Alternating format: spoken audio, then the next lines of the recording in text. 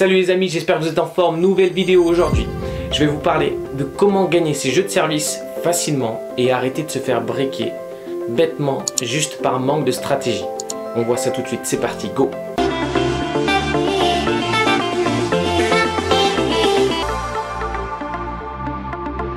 Donc aujourd'hui, je vais te parler de service, je vais te parler de zone. Je vais t'expliquer comment jouer stratégiquement, sur quelle zone et de quelle manière et à quelle régularité pour optimiser ton service, pour créer de l'incertitude dans la tête du relanceur et augmenter ton ratio de points gagnés derrière ton service.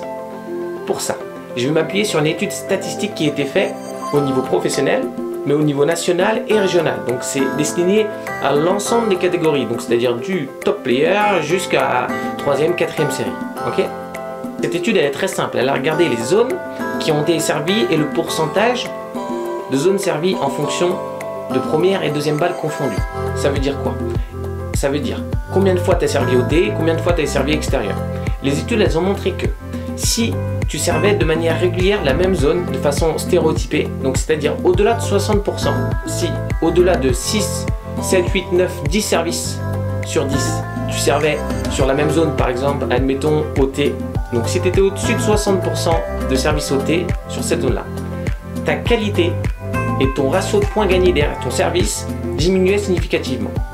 Par contre, en revanche, si tu étais capable d'avoir un ratio équilibré, c'est-à-dire entre deux zones, si on prenait par exemple le T et la zone extérieure, peu importe côté avantage, côté égalité, ça marche des deux côtés.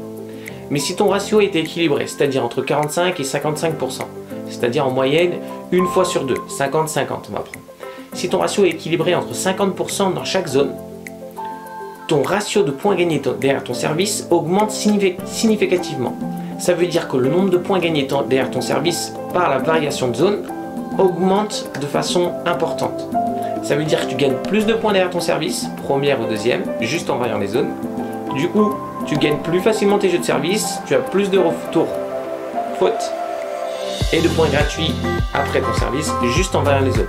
Donc pense à varier tes zones pour ne pas servir au-delà de 60%, parce que les études montrent que si tu sers plus de 60% et encore plus 80-90% une même zone, le relanceur va s'habituer et du coup va mieux relancer et ton service va avoir un impact plus faible et du coup ton ratio de points gagnés derrière ton service va descendre et diminuer significativement. Donc n'hésite pas à varier les zones.